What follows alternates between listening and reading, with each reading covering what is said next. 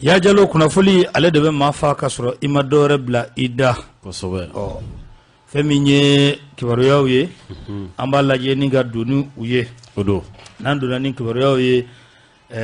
Amerikɛnw ka jamana olu y'a ɲini an ka jamana fɛ. Maa fila bɛ yen ko o bila olu ka bolo kan. Maa fila min ni diɲɛmaa kɛlen don k'u kɔlɔdɔn k'a fɔ ko tiɲɛlikɛla juguw don. N'i ye ko ta k'a lajɛ ka kɛ ni kunnafoni di sɛbɛn aujourd'hui ale ka bibɔli ye Musa Koba ale ka nɔbila don. A y'a jira k'a fɔ ko fɛn min ye Amɛriki jamana ye ko u y'a ɲini k'a fɔ ko ka bamanci kɛwala wale fila ko ka olu bila u ka bolo kan ko wa ko an ka jamana yɛrɛ sɔnna koyi ko sɔɔni sisan u n'u di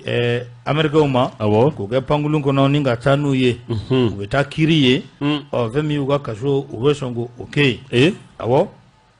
Fasiridi b'a ka fɔ la a ko n'i ye nin ko in ta k'a lajɛ Fawuz Ould Ahmed tɔgɔ ka jan dɛ Fawuz Ould Ahmed ko n'i y'ale ta k'a lajɛ maa don maa min ni bamanci jugu don ale de kɛra sababu ye ni ka attentat ka a kɛ Bamako yan ka taa kɛ Wagadugu ka tila ka taa kɛ Kɔnɔwari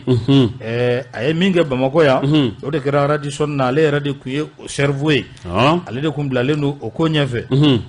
n'i y'a ta k'a lajɛ Mopti l'hôtel belebele min bɛ yen n'a bɛ f'a ma ko Biblos o attentat ko ale de fana tun ye o cerveau ye wulikajɔ caman kɛra a nɔfɛ hali ka taa se Moritaniikaw fɛ yen ko attentat dɔ o kɛra ale de fana tun bɛ o ko o ɲɛfɛ en 2016 waatiw la fɛn min y'an ka sécurité d'État ye olu ye wulikajɔ kɛ ka taa tigɛ k'a la Bamako yan i b'a dɔn a kɛra Bamako fan min na Bakɔ Jikɔrɔni u taara minɛ yen de u taara dɛrɛ a dɛrɛlen kɔsɔn ni ka a bila kiiri o ka bolo kan cour d'assises o y'a jira k'a fɔ ko kiiri kɔfɛ ko nin kan ka jɔ de ni ka mugu ci a la o kaso a bɛ o de la an bɛ don min na i ko bi a tɔ kelen dɔ o fana o ye bamanci jugu ye o tɛ Malika ye nka o ye Moritaniika ye ale fana ka wulikajɔ o barika bonyana fo ka taa fɔ a to ten maa min tun bɛ yen ni u b'a fɔ a ma ko Belmukhtar ni bamanci jugu don ni Alizeri ka don o ka kɛlɛcɛŋana o ye nin ye ale fana i b'a ye k'a fɔ ko maa caman yɛrɛ tun ye bisigi kɛ Sumayila Sise Ala k'a dayɔrɔ sumaya waati min na ale bɛ bamanci olu bolo falen kɛ kuma la a kɛra maa caman kɔnɔ k'a fɔ ko nin kamalen ko a fana taara falen fɛ nka an ka lakanabaaw y'a jira k'a fɔ ko ayi ko a bɛ u bolo halisa ale n'i ye kow lajɛ a tɔgɔ ye ko Mimi Ould Baba l'Amérique jamana olu y'a dɔn kumana min na k'a fɔ a b'an ka lakanabaaw bolo u kɔni y'a ɲini an ka jamana ɲɛmaaw fɛ k'a fɔ ko nin cɛ fila a ka bila olu ka bolo kan sabula Wagadugu attentat min kɛra yen ko fɛn min ye olu ka jamana den dɔw tun bɛ a la attentat min kɛra Radisson na fɛnɛ olu ka jamana den dɔw tun bɛ a la n'a fɔra ko ni cɛ kelen de ye o bɛɛ lajɛlen sababu ye hali n'a sɔrɔ anw y'a kiiri k'a fɔ ko a k'an ka jɔ ko ka mugu ci a la ko ka u fila ko k'o di olu ma de k'u mago b'u la an ka jamana jɛra n'a ye olu ka taa n'a ye kuma tɛ nin ma filɛ Cheikh n'olu ko k'a d'u ma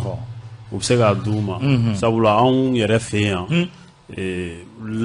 ni kasola mɔgɔ minɛla ka don kaso la a bɛ ladon bɛrɛ la cogo min na o ko sabatilenba tɛ an fɛ yan surtout ni maafala juguba ninnu donc olu kɔni fɛ yen prison bɛ yen nɔ minnu bɛ yen nin ko kɛwale tigilamɔgɔw kama yɛrɛ spécialement voilà Guantanamo hali ni Barack Obama y'a laɲini ko k'a fermer wagati tɛmɛlenw na hali sisan dɔw bɛ yen bilayɔrɔ ma sɔrɔ olu yɛrɛ la fɔlɔ diɲɛ kɔnɔ olu bɛ Guantanamo donc anw kɔni fɛ yan u ka présence anw fɛ yan o bɛ se ka kɛ danger ni a ma ɲɛ k'o bɛ se ka kɛ danger ni lamɛrikɛnw ko k'a d'u ma a bɛ se ka d'u ma tabarikala u ka taa n'a ye. Kuma tɛ nin ye Mas c'est vrai ni u bilala kiiri ɲɛma kiiri ko ko u kan ka jɔ ka mugu de ci u la ni fagali de ka kan mais Maso ne bɛ siran min ye est-ce que n'u bɔra yan ka taa yen an hakili b'a la k'u bɛ bila bɛrɛ min na o bɛ kɛ wa Américain parce que o yɔrɔ kɔni terroriste Masi terroriste mais i b'a dɔn sisan nɔ ko ninnu kuma caman i b'a sɔrɔ a fɛnw kɔfɛlaw jɛlenba tɛ i b'a sɔrɔ kuma caman sanfɛla de bɛ fɔ an ye an tɛ dugumala cogo dɔn donc a dɔw bɛ minɛ ka taga i tɛ suite sɔrɔ a la attentats bɛ continuer donc n'a kɔni ni assurance de b'anw bolo k'a fɔ ko n'u taara an hakili bɛ bɛrɛ min na k'u bɛ bila o la o bɛ bɛn mais dans le cas contraire mas an kɔni fɛ yan fana danger don parce que an ka sécurité ma basigi tin kosɛbɛ u bɛ se k'u to a kɔnɔna na k'u ka ci bɛɛ ɲɛnabɔ k'u mago bɛɛ ɲɛnabɔ hali n'u ko k'u b'u to an ka kaso kɔnɔ ka attentat kɛ u b'a kɛ donc n'u kɔni bɛ taa ni assurance b'a la k'u bɛ bila bɛrɛ ɲɛnama na u bɛ se ka taa Magura ni américains ko k'u di bon moi je fais confiance aux américains parce que an b'a ye mɔgɔ minnu bɛ nin kara gɛlɛya wale ninnu kɛ i b'a ye olu mara yɔrɔw bɛ yen donc sinon ni français de kun ko k'a di ayi ne kun tɛna a kuma yɛrɛ fɔ parce que ni u tora yan fana a bɛ se ka kɛ u bɛ se ka an ka mɔgɔ dɔ ta otage la ka tila k'a fɔ ni nin mɔgɔ ninnu ma libéré anw fana tɛ nin mɔgɔ nasugu labila parce que a bɛ se risque ba de b'u toli la yan quoi Ala k'an kunna diya voilà donc ni américains ni n b'a dɔn an ka ɲɛmɔgɔw fana tɛ n'u ta k'u di ten k'a fɔ k'u b'u to u ka bolo kan ten k'a sɔrɔ suivi fana t'a ko la suivi n'a taara o y'a taalen koyi mais extradé dɛ ayi ni i extradé la o mais mas tari bɛ k'a fɔ cogo min na dun o bɛ se ka bɔ a ko la dɛ bon komi anw ye kiiri kɛ ka ban ka tila an ko an ka min da u k'o dar'u kun i b'a sɔrɔ américains bɛ fɛ ka sɛgɛsɛgɛli wɛrɛ kɛ ka kiiri wɛrɛ kɛ ayiwa a ko bɛ yen sa kuma tɛ nin ye Joe Biden Vraiment ɲuman tɛ wuluden ɲɛyɛlɛbali la dɛ sisan ninnu ka kiiri kelen filɛ nin ye an fɛ yan Bienvenue sur Bamako 24 sur 24, 7 jours sur 7, la radio au Mali. An kɔni y'u condamné k'a jira k'u kan ka jɔ ka mugu ci u la mais i b'a sɔrɔ l'américain mago bɛ ninnu na ka ɲininkali wɛrɛ k'u la u ka mode opératoire u bɛ attentat ninnu u b'a kɛ cogo di fɛɛrɛ jumɛn dabali jumɛn a bɛ se ka kɛ olu ka interrogatoire n'an ta tɛ kelen u bɛ fɛ ka faamu dɔ sɔrɔ a la bon ne b'a bila o minɛn kɔnɔ mais k'u di n'u dira fɛnɛ i b'a dɔn terroriste filɛ nin mɔgɔ tɛ se ka terroriste yɛrɛ ka ko k'a fɔ ka i b'a kunbɛn quoi n'a dira u bɛ se ka na ni vengeance wɛrɛ a y'an ka mɔgɔw minɛ k'a di américains ma u b'u venger o kama u ta bɛ se ka ko ye a bɛ se ka kɛ hali ni échange ko kuma fɔ n'a b'an bolo u bɛ se k'a fɔ a ka mɔgɔ nin b'an bolo a ye nin bila an bɛ nin bila bon n'an m'o di n'a y'a di fɛnɛ u bɛ se ka attentat kɛ k'a fila a ye nin tigi di Amérique ma an b'o de venger donc u dalankolon tɛ kuma si Ala k'an kunna diya donc muruda filaw de don Ala k'an kunna diya Ala k'an kisi kunnafoni an bɛ taa n'a ye sabula ale de bɛ maa fa ka sɔrɔ i ma dɔwɛrɛ bila i da Musa Bilali Sidibe ka bɔ indépendant kɔnɔ a y'a jira k'a fɔ kunun fɛn min ye coronavirus bana min n'a kɛlen don ka diɲɛma kamana gan bi i b'a ye k'a fɔ anw ka jamana vaccin ni o ye fura ye fura min ni a bɛ maa kisi bana ma i b'a ye k'a fɔ min kun nana fɔlɔ n'a bɛ fɔ a ma AstraZeneca zena kunu nɛgɛ kanɲɛ 19 waati an ka minisiri min bɛ yen ni ale ka caw ɲɛsinnen don kɛnɛya ko ma aéroport la a ye kunbɛli kɛ vaccin kuraw olu nana a bɛ fɔ min ma ko Johnson awɔ o ni AstraZeneca tɛ kelen ye Johnson wayi jɛgɛ ne b'a dɔn ne b'a dɔn ti kɔnɛ no Johnson voilà Johnson ye kɛko kelen de yan n hakili la Johnson vaccin tɛ saba de ya Astra ya Johnson n tɛ dɔn in de tɔgɔ caman wɛrɛ bɛ yen ne bolo saba de koyi ayi a ka ca ni saba ye a bɛ ɲini ka na kɛ dugu bɛɛ n'i ta de ye sisan AstraZeneca bɛ AstraZeneca de kun nana bon kunu minisiri taara Johnson ka taa ale kunbɛn i b'a ye k'a fɔ a dosi min ni o nana sen na o ye 100 ani ɲari 100 ani 150 yɛrɛ kɛ ana 50 ani 1 kunbɛli o kɛra i b'a ye k'a fɔ a yirala minisiri y'a yira k'a fɔ ko ninnu marayɔrɔ ɲuman ko a bɛ anw fɛ yan kosɛbɛ ko wa k'u bɛ fasodenw bɛɛ wele bɛɛ lajɛlen kɔni k'i ka boloci kɛ k'a bɛ kɛ sababu ye ka bana ni ka a kunbɛn n'o ye coronavirus ye ko AstraZeneca min ni a kun nana ko caman kɔni kɛra a tɔni yani o ka tiɲɛ ko kɔnɔwarikaw y'o ɲini k'u y'o d'olu ma o ɲana u y'o di kɔnɔwarikaw ma n'a ma ɲɛ k'a fɔ ko kura nana n'o ye Johnson ye k'a bɛ ɲini maaw fɛ maa minnu m'a kɛ fɔlɔ k'olu ka taa kɛ Jaginɛ kuma tɛ nin k'aw ka taa kɛ vaccin Johnson n'a mago jɔra la an bɛ taa kɛ i mago ka jɔ a la wa e tɛ se ka taa kɛ ka sɔrɔ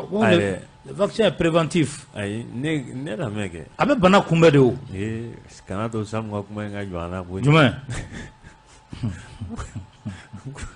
ne tɛna se o ka sɔngɔ dɛ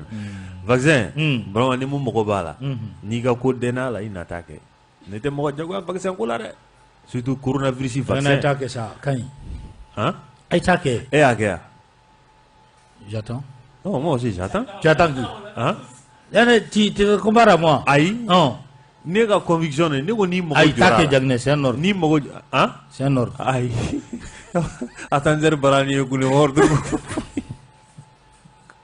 vaccin ne ka faamu na ni mun mago b'a la o bɛ ka taa kɛ a bɛ wajibiya dɔw kan hali n'a ma ni dɔ ye bibi na n'i bɛ voyager kɔni k'i bɛ Mali dugu bila ka taa dugu wɛrɛ la a kɛr'i ma wajibi donc n'o sera an ma an na taa kɛ sinon k'an to tan a ma nɔgɔ dɛ mais ni mun bɛ taa kɛ o y'i ka faamu ye Makura ne b'a ye ten tiɲɛ ye vaccin ko ye e kɔni n'a ye saka di kosɛbɛ ale de bɛ Covid émission mama Covid Mas tiɲɛ ye vaccin ko ye vaccin bɛ na ko ka coronavirus ka fɛn n'i y'a kɛ a bɛ se ka kɛ hali n'a bana in minɛ a tɛ taa ɲɛfɛ mais Mas min bɛ vaccin ko in na c'est-à-dire an ka taa n'a ye an ka ɲɛmɔgɔw bɛ na n'a ye mais a fɔra ko labow b'an fɛ yan minnu fana bɛ vaccin ninnu sɛgɛsɛgɛ c'est-à-dire Mas vaccin ninnu bɛ ka na vaccin ninnu u bɛ ka na vaccin ninnu tester an na de k'a tɛ ayi dɛ Mas Johnson bannen don o dilanna ka ban tɔw yɛrɛ y'o kɛ k'o ban a dilanna ka ban mais n bɛ min f'i ɲɛna u bɛ min dilan u yɛrɛ ani u bɛ na ni min ye farafinna yan c'est pas la même chose. nin fana ye kuma kura wɛrɛ ye nin ye siɲɛ fɔlɔ ye k'o mɛn fɔlɔ nin ye siɲɛ fɔlɔ ne y'a vidéo ye tubabuw yɛrɛ da kɔnɔ Ala k'an kunna ja c'est-à-dire quoi ne kɔni ma dɔ wɛrɛ fɔ dɛ ni jamana ɲɛmɔgɔw y'a ŋaniya ka na n'a ye mais u k'a sɛgɛsɛgɛ yan'a ka kɛ jamanadenw na parce que u b'a fɔ ko effet secondaire dans 2 jours dans une semaine mais effet secondaire ayi min kɔni kɛra kɔni min kɛra o ka ɲi ayi dɛ n bɛ min nana fɔlɔ la i ma san kɛ fɔlɔ dɛ i ma san kɛ fɔlɔ pour que k'a lajɛ AstraZeneca Moderna Pfizer olu bɛɛ bɛ yen jumɛn Pfizer o fana y'a dɔ ye ani Moderna Johnson mais ne b'a kɛ Johnson o tɛ anglais ta de ya anglais de m'ale dilan ou bien AstraZeneca anglais kɔni ta ye nin fila dɔ la tile Amérique ko kuma de tun tɛ ka fɔ a la Johnson awɔ est ce que o de tɛ anglais ta ya résultat de tɛna kɛ fɛn Moderna ye sinon olu ta kan ka ko ye dɛ a ka ca dɛ a kɔni ka ca sinon Masa an bɛ min fɔ vaccin ko in na n'a ye min kun minɛ n'i y'a dɔn k'i bɛ se ka taa kɛ ne kɔni ni kɔkan taga sera ne ma n'u ko diyagoya de tant que ne bɛ Mali kɔni kɔnɔ yan ne bɛ yan saw Makura bana in ma ɲi dɛ a ka ɲi hali n'a ma ɲi vaccin ne tɛ taa n kun don taari kuma tɛ nin ye Tonton ko in na fɔra ko Europe dugu jumɛn y'a diyagoya k'a fɔ ko i tɛ bouger ka sɔrɔ i ma vaccin kɛ hali Faransi yɛrɛ ko Faransi ekɔlidenw yɛrɛ a fɔra ko ni a yera ekɔliden min na ka bɔ ko laban na awɔ ko n'a yera ekɔliden min na ko i bɛ taa so i b'i ka cours suit wala k'i to yen k'i to so quoi mais minnu kɔni y'a kɛ ko n'a a yera ekɔliden hali kelen na minnu kɔni y'a kɛ olu b'u ka kalan bɛ continuer école tɛ datugu a kosɔn en même temps je pense qu'il y a fɔ fana k'a fɔ tant que tu sors du territoire français i bɛ vaccin kɛ o y'olu ta ye mais Mas vaccin ko in tiɲɛ yɛrɛ la Ala kana foyi k'an na Ala kana an ka foyi siri vaccin in na parce que Mas an yɛrɛ ka mɔgɔw tɛ ka assurance d'an ma k'a fɔ ko vaccin in ka ɲi a y'a kɛ o de ye problème ye mɛnɛ sinon ne kɔni bɛ maa caman dɔn olu y'a kɛ Mas ne yɛrɛ bɛ mɔgɔw dɔn walahi y'a kɛ hali a bɛ kɛ quartier Mali la et puis foyi m'u sɔrɔ i bɛ taa n'i ka pièce ye quartier Mali la a bɛ kɛ mais moi j'attends d'abord on attend tous de o Mas an bɛɛ bɛ attente kelen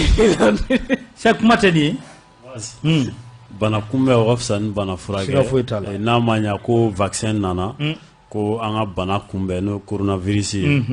an b'a kunbɛn nka mun ye problème yɛrɛ ye o ye danayabaliya mun bɛ bana in yɛrɛ kan sabula mɔgɔ caman bɛ yen minnu ma da bana in yɛrɛ la kɛnɛya tigilamɔgɔw yɛrɛ ne yɛrɛ bɛ mɔgɔw dɔn minnu yɛrɛ ma sɔn ka vaccin kɛ kɛnɛya tigilamɔgɔ docteur Udo. Bon, je le toque manque Jaguar. Ah bon, fora. Ils ont été obligés de le faire. Yakia. Ah, on Jabaruka. Nous sommes. A fora de ko olu de ba ke vala avec dame no lula. Itara gino yakia. Age. Sisedu. Bonde sono gino yakia. Sinon mais docteur Damaro non ni gino yakia ne ba ke. Et puis agent de santé ou fana olu fana ta ko priorité. Et puis allo dosi donc est-ce que 15 jours tout est non un mois de bouche dosi kun flana olu ao un mois de bouche Mali taire dosi tellement que amena a dati mina teme obligé la ga do dia ivarone ma mais ne ma mi fo yani bela bataki ti ne be fenga a yoron fendoni quoi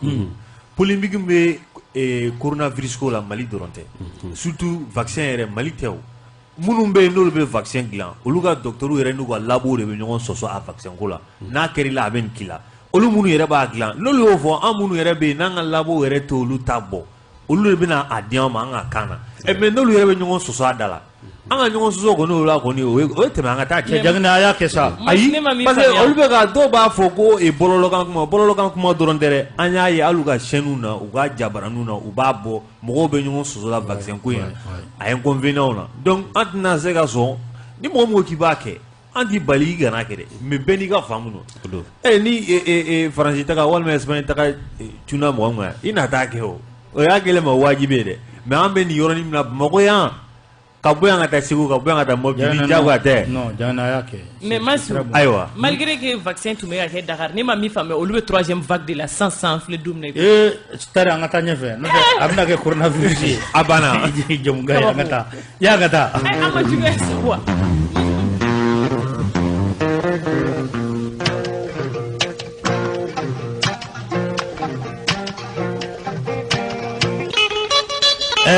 ya jalo i b'a ye k'a fɔ 26 mars kɛrɛfɛla la citerni caman kɔni olu bɛ to ka jɔ yen a jɔli a ko kɛn bɛ degun ye bi anw ye sɛgɛsɛgɛli kɛ a ko la ka ɲininkali kɛ Mamadou Touré ale taara a ko ka a ɲɛɲini a ye min sɔrɔ citerniw jɔli la a ye min sɔrɔ o la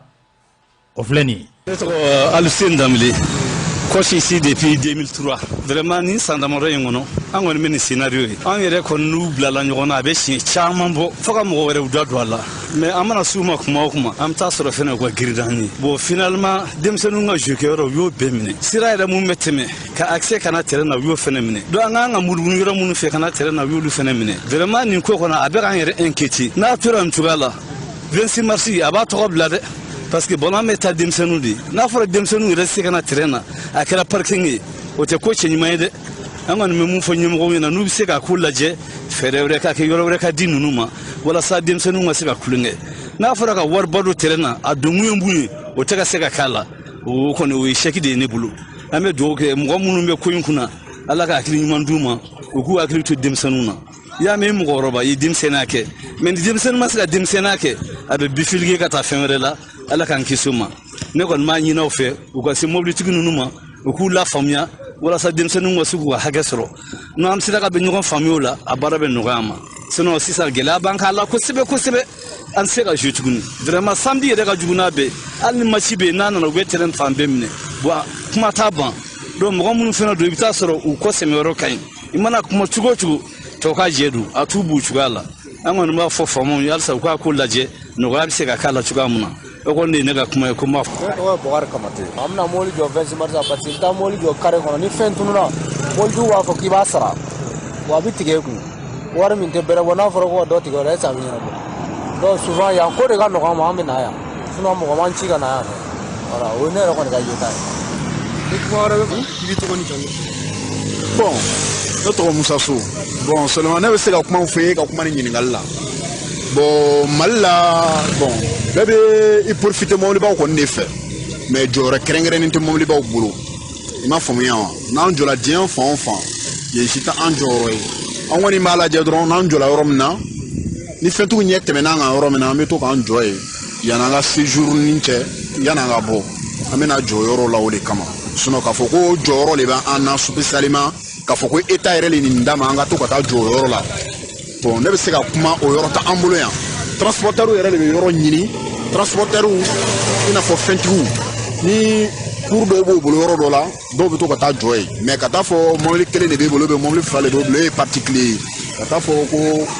yɔrɔ dɔ de bɛ yen nɔ spécialement ko gouvernement kɛlen bɛ k'a fɔ remorque chauffeur a bɛ se ka taa jɔ yen yɔrɔ la a bɛ se ka reposer avant yan'a ka bɔ vraiment tiɲɛ yɛrɛ yɛrɛ la fo ni ye nkalon tigɛ ne kɔni t'a yɔrɔ dɔn yan i m'a faamuya wa an kɔni jɔyɔrɔ ye carré kɔnɔnaw ni fɛnw ye i m'a faamuya bon olu yɔrɔ ninnu fɛnɛ na tuguni an bɛ taa jɔ yen ni fɛntigiw ma ko sera ma b'an gɛn ka bɔ yen dɔw yɛrɛ b'a fɔ yɛrɛ k'an ka na jɔ yen i bɛ jɔyɔrɔ caman na yɛrɛ b'i dégager i yɛrɛ depuis i ma jɔ u b'a fɔ k'i ka avancer ko yen tɛ jɔyɔrɔ ye bon quand même vraiment gɛlɛya kɔni caman b'an ka baara kɔni kɔnɔna na k'a sababu kɛ jɔyɔrɔko gɛlɛyaw ni fɛnw ye mais faut que gouvernement k'a dɔn fɛnɛ k'a fɔ mobiliba fɛnɛ filɛ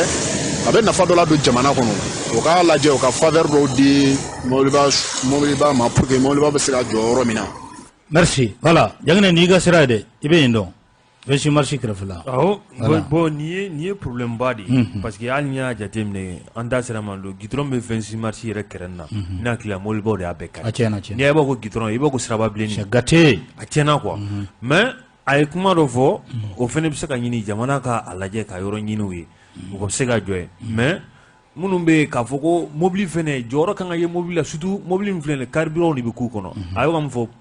taji de b'a kɔnɔ voilà gros porteur ninnu a maɲi dɛ u jɔyɔrɔ ka bon jamana ko la mais ka t'u jɔyɔrɔ kɛ i n'a fɔ ministre ko ten k'ale bɛ kalo 3 d'u ma donc ministre tɛn'i lajɛ k'a fɔ ko mobili kelen b'e bolo ou bien 2 b'e bolo k'e kan ka course o kan ministre mako t'o la ministre b'a ka terrain de kɔ a banna tiɲɛ yɛrɛ la minnu bɛ k'a fɔ ko cour b'u bolo dɔw ta cour bɛ dɔw ta bolo dɛ mais ani dugu ka surun sariya chauffeur yɛrɛ ma ka taa bila ka tila ka taa ta o sariya bɛ chauffeur dɔw ta donc u bɛna jɔ 26 mars yɔrɔ la ka parantigɛ bila a kɔnɔ yen a banna donc jamana tɛ se ka kɛ yɛrɛsɔkɛ jamana ye n'a taara jɔ dɔw bɛ yen n'i y'a jɔ olu ka da la dɔrɔn u ka jeunes bɛ bɔ i b'a ta diyagoya ça veut dire que fɛn dɔ don u k'ale an ka bɔ a kɔnɔ surtout nin fɛn in filɛ nin ye a danger ka bon kosɛbɛ a danger ka bon dɛ donc hali kuma dɔ la u tun bɛ taa jɔ aéroport fanfɛla la n k'olu ye mankan ci u la k'u k'a cɛ ka bɔ yen a ma nɔgɔn quoi jɔyɔrɔ bɛ ɲini u ye mun fɔ an kɔni bɛ se k'o fɔ jamana ɲɛmɔgɔw k'a lajɛ kelen kelen ni fila fila ni cour se t'olu ye fɔlɔ jamana ka yɔrɔ dɔ ɲini u ka to ka t'u jɔ yen mais cour bɛ minnu bolo u fana ka t'u ta jɔ u ka cour kɔnɔ. Cheikh e b'a ye cogo di. Mas nin ko in ni ne bɛ sɔnni sigi an ka jamana yɛrɛ ɲɛmɔgɔw de kan sabula n'i ye gouverner c'est prévoir an b'o de fɔ chaque fois nin fɛn sugu filɛ nin ye depuis a problème ma na a kan ka ɲɛɲini ji ɲɛma jɔlen na ka yɔrɔ di u ma u bɛ se k'a jɔ yɔrɔ min na hali cour bɛ minnu bolo sabula jamana ɲɛnama bɛɛ kan i b'a sɔrɔ mobiliba ninnu jɔyɔrɔ de bɛ kɛrɛnkɛrɛn k'a d'u ma u jɔyɔrɔ bɛ kɛrɛnkɛrɛn a dan ma i bɛ na i bɛ t'i ka mobili jɔ yen kuma caman t'o la mais n'a fɔra ko jɔyɔrɔ foyi t'olu bolo n'u nana chauffeur yɛrɛ bɛ k'a fɔ cogo min na an m'an bɛlɛnbɛlɛ yɔrɔw la ni mun ko a ta ka bɔ i b'a ta ka bɔ yen sinon hali an yɛrɛ ka so kɛrɛfɛ citernitigi dɔw tun bɛ t'u ka citerni jɔ yen nɔ mais a kɛnɛ denmisɛnninw kun ka balontan yɔrɔ don donc finalement denmisɛnninw ko n'u m'a bɔ yen nɔ k'u b'a jeni ils ont été obligés u tɛ jɔ yen bilen nɔ donc a ma nɔgɔn quoi donc u ka espace ɲini u ye a banna. An ka taa ɲɛfɛ n'an taara ɲɛfɛ Makura ani Tari an bɛ kuma d'u ma ye sabula fɛnw da ka gɛlɛn sisan kosɛbɛ légumes b'o la ani a ɲɔgɔnna wɛrɛw n'a ma ɲɛ k'olu de bɛ sugu kɔnɔ sanga n'a ka waati bɛɛ an ye ɲinini kɛ Fatumata Sise ale donna sugu kɔnɔ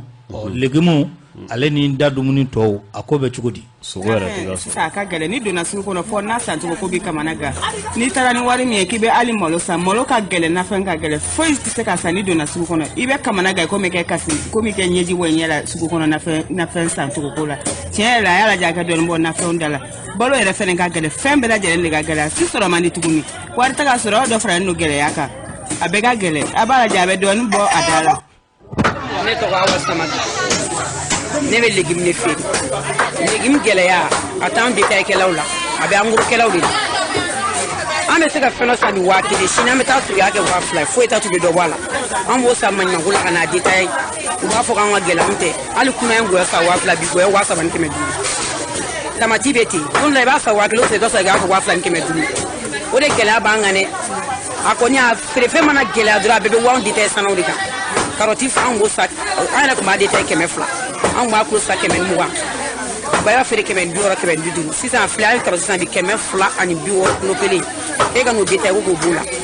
bɛɛ b'a fɔ k'i ka gɛlɛn ka sɔrɔ i se tɛ engrais samiya yɛrɛ la an tɔɔrɔlen fo k'a faga i mana fɛn min san bi sini i b'a cɛ ka taa bon o de gɛlɛya b'an kan solution min b'a la an bɛ taa ta minnu fɛ n'olu sera ka jigin an ye an fana bɛ jigin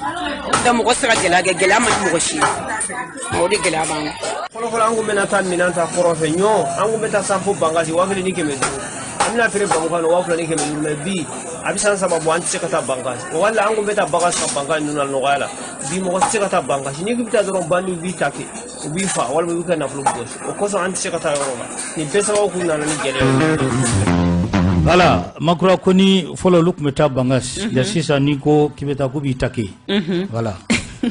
mateni Mars n'i ye baloko ninnu yɔrɔ mun de bɛ ka fɛnw gɛlɛya yɛrɛ fɛ ayi n'i ye baloko yɔrɔ ta k'a lajɛ ne bɛ se k'a fɔ insécurité nɔba bɛ baloko yɔrɔ la parce que hali fini kelen-kelen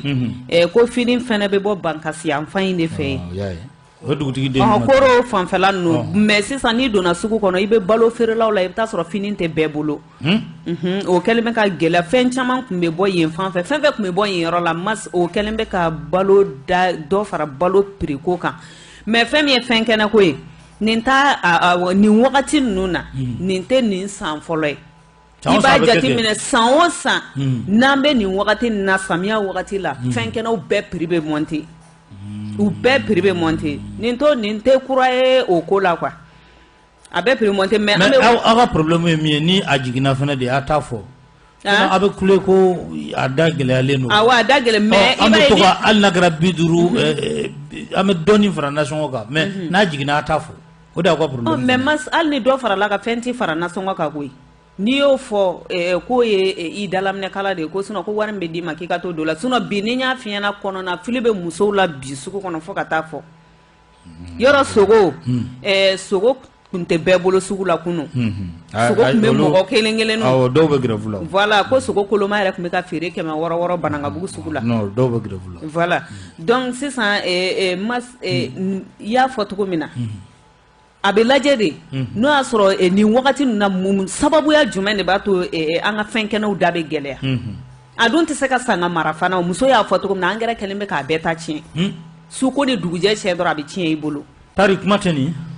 Mas wagati dɔ la u y'a fɔ ko non à la vie chère u b'a essayer n b'a dɔn a ma taa ɲɛfɛ ko k'a ko nɔgɔya awɔ ko k'a ko nɔgɔya vraiment ne ma min faamuya finalement u b'a fɔ ko a kana fɔ k'olu bɛ ka gɛlɛya gɛlɛya yɛrɛ de diyara maliyɛn ye kojugu an bɛ fɛ ka tɔnɔ dɔ sɔrɔ fɛn na c'est-à-dire olu bɛ fɛ k'a ta ka tɔnɔ min sɔrɔ a la olu bɛ ka min sɔrɔ o ka dɔgɔ olu ɲɛkɔrɔ donc fo olu ka dɔ fara kan bakura y'a fɔ cogo min na d'habitude samiya la nanfɛn tɛ se ka san n'an bɛ san wagati min na o ye nɛnɛ wagati de o b'a sɔrɔ sinon sisan n'i y'a san u b'a fɔ san bɛ ka na donc u bɛ engrais bugubuguma kɔrɔ sinon fɔlɔ n'a sanna musow b'a essayer ka finiw sumaya k'a biri a la walasa i ka nanfɛn bɛ mɛn i bolo mais sisan a tɛ sɔn o si de ma donc a ka lajɛ an tɛna se k'a fɔ ko ka nanfɛn kɛnɛ subventionner cogo sugu dɔ la parce que a base voilà a base nanfɛn kɛnɛ ye Sikaso de nanfɛn kɛnɛ ye Sikaso de Sikaso dɔrɔn tɛ an ka yɔrɔ fana b'a la Kati oui Kati b'a la si Kati b'a la mais a fanba an bɛ fɛn caman sɔrɔ ka bɔ Sikaso de kosɛbɛ jaba kɔni ye ɲɔnɔ ye i m'a ye mais n'a fɔra k'a si tɛ se ka san mas dɔw bɛ don sugu kɔnɔ n'i y'a ta k'a lajɛ mɔgɔ dɔw ka nanfɛn ye 100 nansɔngɔ ye 100 dɔw ta ye 150 mas i bɛ don sugu kɔnɔ k'i bɛ taa mun san ka ne di wa mas n bɛ min f'i ɲɛna an ye jaba san 70 seli wagati mais jaba bɛ 100 ni 20 pomme de terre pareil pomme de terre fana tɛ se ka san o tɛ se ka san o bɛ fɔ 140 i b'a kilo san mas i bɛ den 4 240 a tɛ se ka ɲɛfɔ a gɛlɛyara mun de kan ka kɛ sisan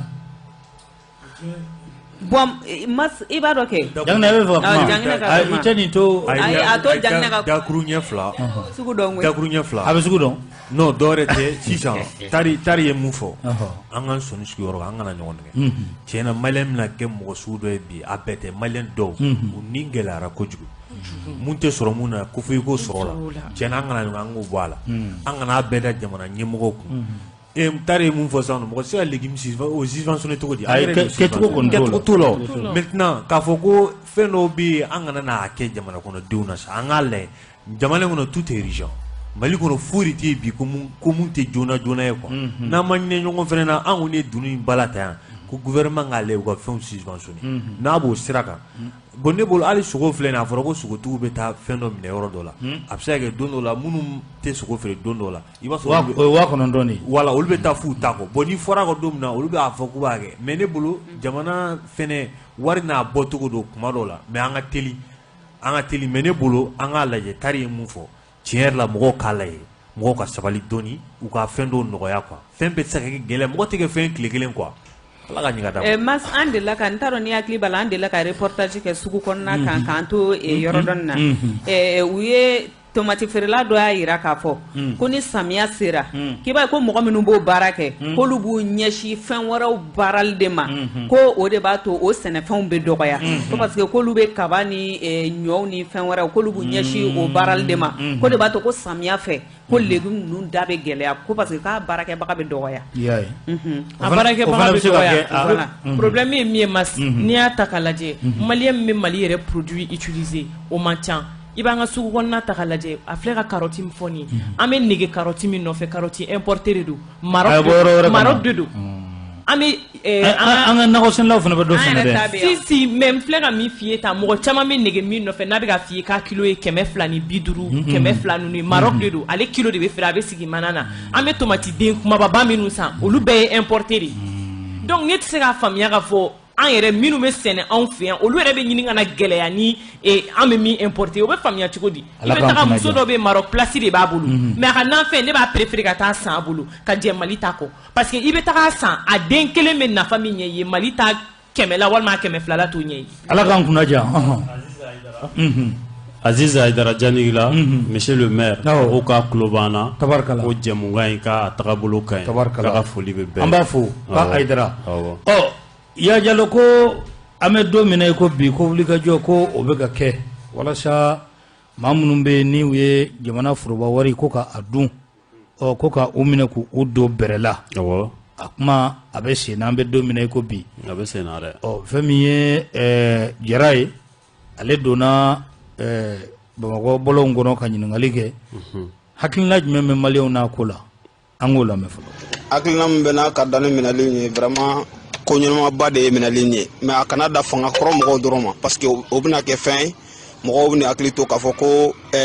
siyawoloma dɔ bɛ ka don mɔgɔkɔrɔw ni ɲɔgɔn cɛ donc a ka kɛ mɔgɔ mɔgɔ ni e de ɲɔyɛla cɛnni na yuruguyurugu la i ka minɛ a kana kɛ folklorique ye quoi kana kɛ k'a fɔ ka kɛ mankanba bɔ ye ten o y'a sɔrɔ ko ma bɔ a la ka an mana da maliyɛnw ɲɛ la parce que an mago bɛ changement de la bon changement tant attendu sigi a bɛna sɔrɔ a bɛ sɔrɔ nin kɔnɔ tan faut que yuruguyurugukɛla ninnu bɛɛ ka minɛ donc ka kɛ exemple ye hali fanga kura mɔgɔ n'i yera la i bolo ma ta bɔrɔ kɔnɔ i kan ka minɛ i ni ɲangili bere min kan ka o ka da i kun donc a kana da mɔgɔ minɛlen ninnu dɔrɔn ma fɛn fɛn i bolo yera ka fɔ ko trace yera i bolo la ka fɔ ko e ɲɔyɛla yuruguyurugu la vraiment u bɛɛ ka dɛrɛ parce que Mali n'a pas besoin de corrupteurs an mago bɛ mɔgɔw la sisan jamana fasojɔ mɔgɔ an mago tɛ yuruguyurugu mɔgɔ la parce que jamana tɛ se ka en tant que ni yuruguyurugu ko ma kɛlɛ ka ban pewu. Bon ne ka hakilina ye mun ye ni minɛliko ninnu na bon vraiment là où nous sommes maintenant Mali mago tɛ nin na quoi parce que on est en retard n'an wulila bilen k'an bɛ minɛliw fɛnɛ daminɛ tuguni on doit avancer n'an ko minɛli olu bɛ kɛ taasaraw de ye quoi a bɛ kɛ mɔgɔw b'u ta sara ɲɔgɔn na de bon o dun an t'o waati la an bɛ baara wagati de la baara ka kɛ a jamana ka taa quoi mun kɛra ka tɛmɛ o bɛ to yen an bɛ fanga sinsinnen de sigi sisan tuguni yuruguyurugu a kana se ka kɛ hali kana a ɲɛ kana ye i kunna yɛrɛ o de kan ka sira kan ka sigi sisan o de an ka taa minɛli la parce que u bɛ minɛ mɔgɔ minnu bɛ ka minɛ u bɛ minɛ u bɛ bila u bɛ tila ka bila n'u ye dɔɔni sara la u bɛ bila bon an tɛ taa o kelen de don bon maintenant mun kɔni ka ɲi ne yɛrɛ kɔni ka hakilina na o ye ka minɛli jɔ an ka baara kɛ ka fanga ɲɛnama sinsin k'o sigi mun b'a to minɛli fɛn kana kɛ yuruguyurugu kana kɛ an k'o baaraw kɛ o de ka ɲi n'o tɛ n'an tora minɛli in na minɛli in tɛ ko laban ta ye o tɛ ko ɲɛ ta ye o kɔni ye ne hakilina ye ka da i ka kumakan ninnu kan. Bon ni kɔni ni ye ko ɲuman nin si c'est la lutte contre la corruption quand même o ye ko ɲumanba ye déjà kow daminɛla ka ban an yɛrɛ y'a mɛn dɔw minɛla dɔw ka kow ka gɛrɛ dans l'égalité quoi nin bɛɛ kɛlɛ quoi jamana bɛ gɛlɛya fɛn fɛn kɔnɔ ninnu caman de b'a la donc ni nin kɛra ko daminɛlen an bɛ dugawu kɛ halisa Ala ka tɔ jidi ala ka a tɔ tiɲɛ tɔ bange an kɔni an bɛ kɛlɛ ni fɛn o fɛn kan ka dɛmɛ pour que ka corruption kɛlɛ jeunesse ka lafiya an b'o kɛ pour que o ka kɛ donc gouvernement état an b'u fo ni ko la kosɛbɛ fɛn fɛn b'a la u k'a bɛɛ minɛ. voilà ko fɛn fɛn b'a la ko k'u bɛɛ minɛ jɛngɛnɛ yanni an ka taa sugu la. Burama bɛɛ n'i ka faamu no. voilà dɔw ko a waati tɛ sisan. voilà mais mun ko k'a waati sisan. a ka faamu n'o de a ka faamu. ayi mais i jɔ kuma dɔw bɛ an ka lakile ɲɔgɔn bolo dɛ. wagati jumɛn de b'a la a y'a suɲɛ wagati min na o kun y'a suɲɛ kuma yan. dans un pays où tout est riche e b'i ta kɛ suɲɛli ye cogo di an ka kuma dɔw tiɲɛ fɔ ɲɔgɔn ye an bɔra kuma dɔ la sisan sogow ka gɛlɛ turu ka gɛlɛ kɛnɛya tɛ yen foyi tɛ yen kalan tɛ yen bon ni dɔ y'i ta kɛ mɔgɔ e bɛ kelen bɛ mɔgɔ miliyɔn niyɔrɔ dun Mali kɔnɔ o de bɛ yan parce que hali don o dɔ y'a fɔ yan nɔ ko gafe dɔ bɔra ko mɔgɔ 3 miliyari 3 donc o ye mɔgɔ joli niyɔrɔ ye. ayi o fɔra télé yɛrɛ de la. télé la o tɛ yan. o tile ɲɛmaa de y'o fɔ. o m'o de fɔ mɔgɔ 3 miliyari 3 olu kelen kelen an ka kɛ sa. ayɛrɛ miliyari 4 mɔgɔ 3. mɔgɔ 3 bon e yɛrɛ k'o lajɛ an b'o to ten yan ko o kuma tɛ sisan donc ni nin fɛnɛ kɛra o bɛ fɔ tuguni ko mɔgɔ wɛrɛ b'a kɛ k'o kuma tɛ sisan an ka bɔ olu kɔnɔ ne kɔni bɛ mun dɔn a kana kɛ les effets d'annonce a kana kɛ kumaba fɔ ni tɔgɔ ɲiniw ye a kana k'o ye. si c'est vrai ni mun nɔ bɛ min na a kana kɛ chasse aux sorcières fɛnɛ ni mun nɔ bɛ min na o ka wele o k'o ɲininka interpellation mɔgɔw ɲuman na. i jɔ ye an ka taa sugu la n'a nana an ka kuma ta.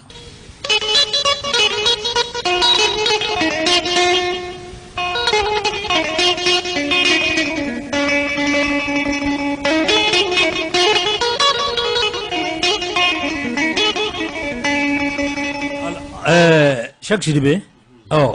minɛli ko e b'a ye cogo di. masa minɛli ko in ne kɔni bɛ mun ɲini dɔrɔn a kana na kɛ vengeance ye sɔgɔ mun ye mun suɲɛ sɔgɔ mɔgɔ k'o di u ka minɛ sɔgɔ mɔgɔ ka wele mɔgɔ jeninen kan o k'o di hɛrɛ la ka sɔrɔ bɔnɛ ma bɔ a la sɔgɔ mɔgɔ si kana na nin ko in ta k'i b'a kɛ vengeance ye mun ko man di ko m'o wele nin y'a wagati ɲuman yɛrɛ yɛrɛ masa mun na nin y'a wagati ye sabula n'i ye nin to in tan an filɛ n'i ye nin to in tan élection ka kɛ président dɔ ka sigi i b'a sɔrɔ jɛkulu dɔw b'o o tigi dɛmɛ a ka kɛ faama ye donc n'o kɛra jamana ɲɛmɔgɔ ni a tigi nana sisan k'a bɛ na minɛli kɛ cogo sugu dɔ la i b'a sɔrɔ a yɛrɛ b'a ye minnu y'a dɛmɛ ka kɛ fanga ɲɛmɔgɔ ye i b'a sɔrɔ a bɛna ye olu de kan ka minɛ donc a tɛna se k'a ka baara kɛ comme il faut donc nin y'a wagati ye transition kɔni transition ye ko camanba de bɛ yen nɔ ko nɔgɔlen camanba bɛ yen transition bɛ se ka minnu jɛya ka bila fanga kura ɲɛ o b'a to ŋɔni tɛ don fanga kura sen na sinon ni a ma ɲɛnabɔ nin wagati in na ni fanga kura sigira ŋɔni caman bɛ k'a sen na i yɛrɛ i tɛ se ka sigi. Tari nin y'a waati. Masi wagati tɛ mɔgɔ minɛ na koyi a dun ma ja ne y'a fɔ cogo min na wagati ma k'a la wa i b'a dun tuma min na fana wagati t'o fana la Mas sege kuma caman minɛli nin t'a fɔlɔ ye u bɛ k'a to k'a foso fasa ni mɔgɔw kuma ni mɔgɔw y'a mɛn dɔrɔn ko minɛli bɛ ka kɛ maliyɛn b'i mankan da i b'a mɛn dɔrɔn ko o tigi u y'o tigi labila yɔyi o taara Mas ne bɛ o de fɔ yan kuma bɛɛ ne hakilina tɛ minɛli ye koyi Masi i ka biyanw de bɛ saisis parce que problème ye min ye Mali la i bɛ minɛ i bɛ don n'i donna n'i bɔra tu continues à bouffer l'argent du pays ça peut pas continuer Mas bien bɛ ninnu bolo bi a ka bon hakili ma. Comme o la. Ça c'est un. Ils ont investi au Mali, ils ont investi dans les pays étrangers. Masi o wari u ti kilo duna fo saya malien bɛ gɛlɛya kɔnɔ yan nɔ min y'a ka taxi sara k'a ka impôt sara e o wari de fara ɲɔgɔn kan ka taga immeuble jɔ o immeuble kelen location e bɛ min sɔrɔ o la o mɔgɔ kelen de bɛ taa ta k'a essayer ka dayirimɛ ɲini k'a ta luwanse la ka tila k'o wari kelen di e ma tuguni ne bolo ka i minɛ c'est vrai c'est une solution mais c'est pas une solution entière c'est une solution partielle n'a ma ɲɛ i minɛ na i bɛ ɲininka n'i nɔ b'a la bien min b'i bolo a bɛ 16 mars a bɛ segin ka taa faso ka compte la n'a sɔrɔ an bɛ fɛ k'a kɛ Mali kura yɛrɛ yɛrɛ. Tabarikala. Magura an t'a to waati wɛrɛ la minɛli waati wɛrɛ wa ayi Mas komi an bɛ farancɛla fanga kɔnɔ ayi farancɛla fanga depuis buwa binna anw bɛ nin dɔrɔn de kɔnɔ kɛ maliyɛnw sigilen bɛ ka nin dɔrɔn de kɔnɔ jumɛn minɛni c'est à dire Mas mun ye jamana ye ɲɔngira kunberekun kan corruption de don mɔgɔ kelen ka jamana mɔgɔ kelen bɛ miliyari hakɛ min dun foyi tɛ bɔ a la parce que jamana yɛrɛ nana kɛ wagati dɔ la ni y'a dun foyi t'a la quoi foyi dun fana tun tɛ bɔ a la donc Mas an bɛ ministre bɛ yen bi bɛɛ bɛ ministre in dɔn bɛɛ bɛ ministre in dɔn donc a bɛ dossier caman maîtriser donc maintenant Mas Tari y'a fɔ cogo min na datuguli dama tɛ dɛ ka délai dɔ d'i ma i ka wari i k'a rembourser n'a fɔra k'i wari somme min dun i ka wari in rembourser o de don mas no labora sa an bɛ gɛlɛya min kɔnɔ an bɛ bɔ a kɔnɔ c'est à dire fo justice k'a ka baara kɛ ni justice ma ka baara kɛ wala an bɛ ko ko ɲini Mali ko in na tant que corruption bɛ senna Mali tɛ bɔ nɔgɔ la. Ala k'an kunnaja ya an ka taa ya rabbi ya an ka taa.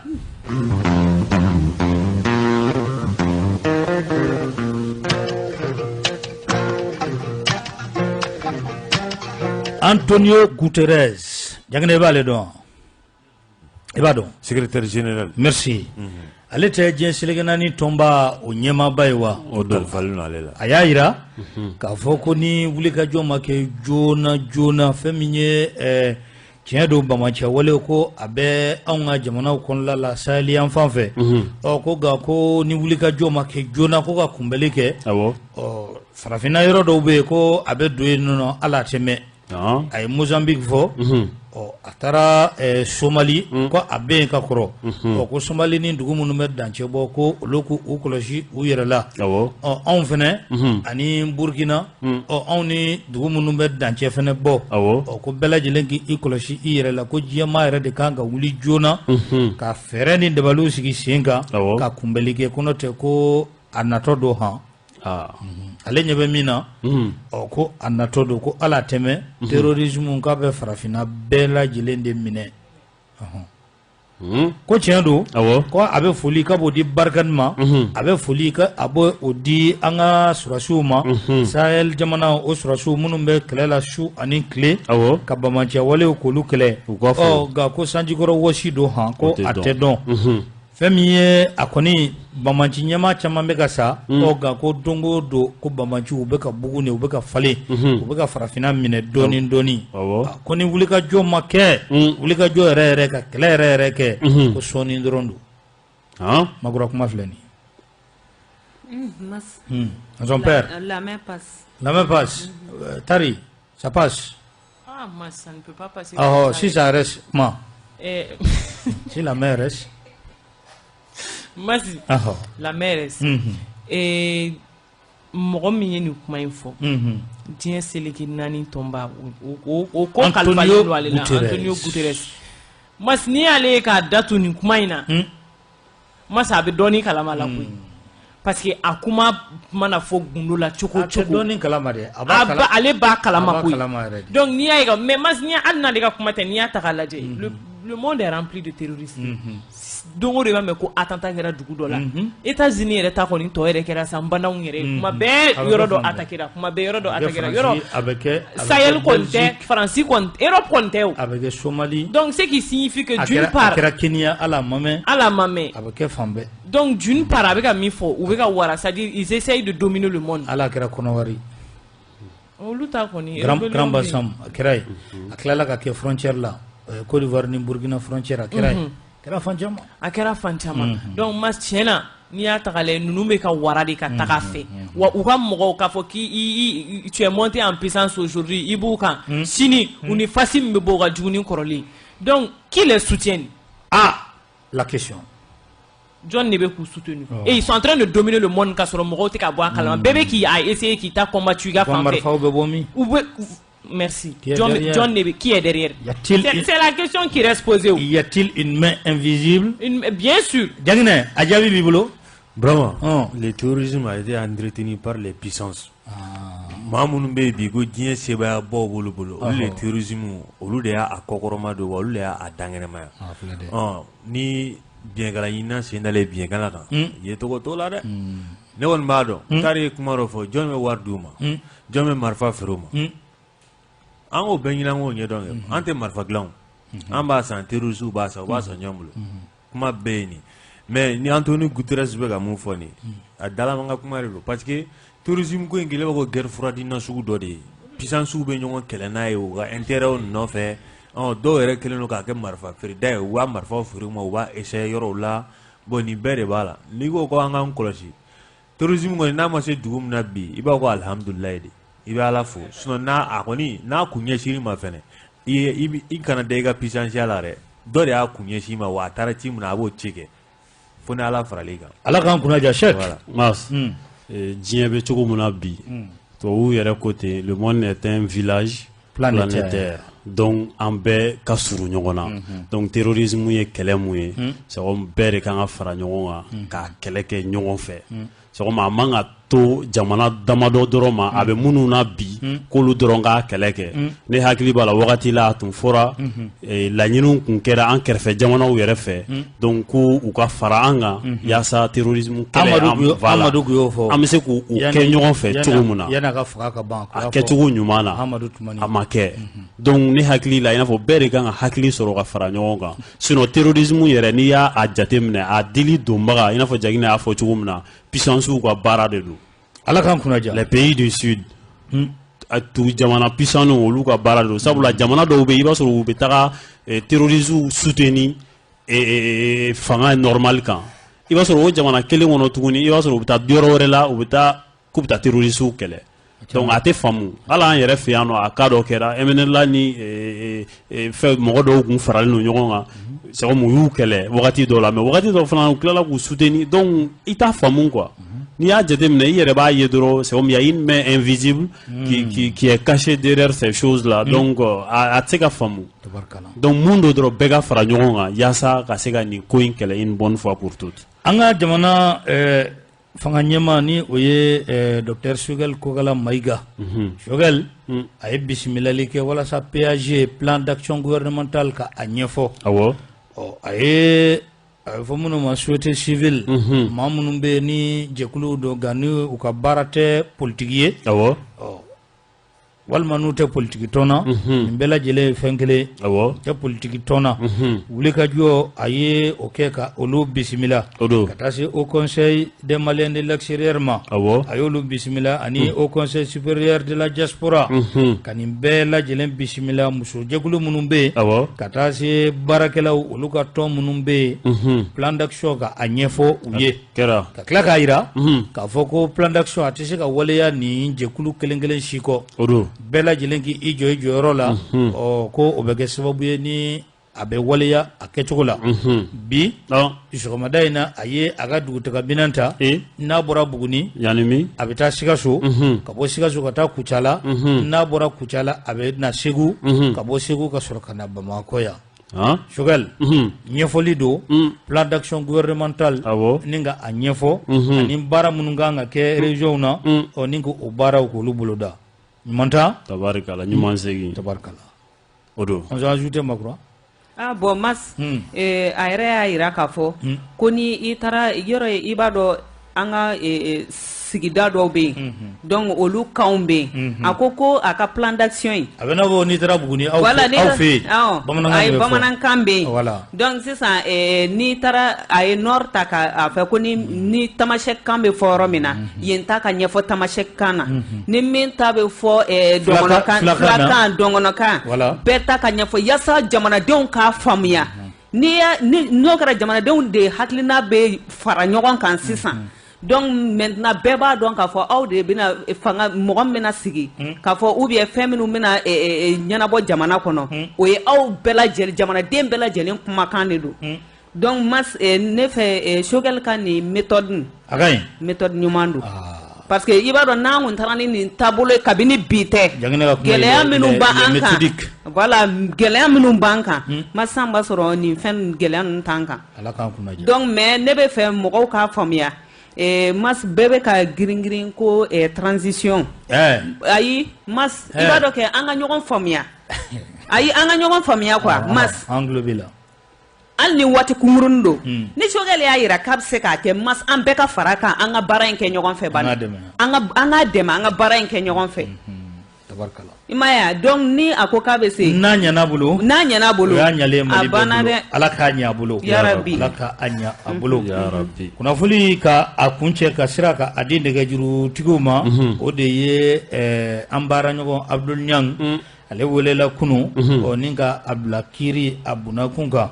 ɲininkali o tɛnkunna a la ɲininkali kɔfɛ i b'a ye k'a fɔ a ma janya u ye a minɛ ni ka a bɛ fɔ min ma ko dépôt k'o kɛ dépôt caman ka di nka ni dépôt in de man di sinon Orange Money o dépôt c'est bon ça c'est bon ko dépôt ko Kika a téléphone n'a été dépôt qui ça c'est bon. Mais ni mandat de dépôt n'y fait. Ah, ça c'est pas. Ala kan kishi.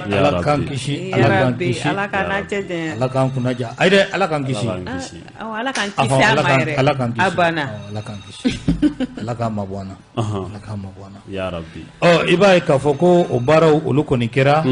ko ayi idado fena femi ni obe fanga ka bolo ko be kiri ka bolo kan ni odiye ambalmake birama ture aleka tununi ko mai ko adda konin dona ola o wele blalama ko kanyiningali ko kala o nyiningali banen ko fe o kiritigala ko ni ayira ka foko akatoyi folo o mogo ko obe ala ambo obla o roni nai kata cathédrale la cathédrale fenkira femi nabe maga ikamana labe ma dabali ban cathédrale no ofora be ma hakli jigi bagan skula bagan sku de ye sibiri odo a bagan sku abesigi cathédrale la femi ngira o de ye mautarabo do fureka a fure akan o tigelen do ka bola a jeli katani oye anaka samrasen fila katani oye akan digelani murumi o ni chain intergain sa fu aba adado amuru to fo dongilla sisi voilà sisi o da krefe kantigeli o krani sisi o dambe a krefe o demsenun koni olu kono gento de tarabo Afrika lu fene mo wele unana alaje ka protection civil wele ka nga finitila ka wele olu kon nana afuro dalen soro yae ka fo aga samara senfla o ani ajeli o tara ma chama koni ya bisiki ka fo ko murini kunanindo o ko ode nake ninga afo ni fa bawye o ko ay nani adamade njili ani aga samara senfla ko ambe abara ke o ko ni ko ni furu yere da chugule o ko abebla nazara wa fo mi mako crime rituel abebla mna ko no so ajil trake ka bulson o jeli ko ni ka ko ni be mine ka mamako do de nyana bonai antene ga juru labla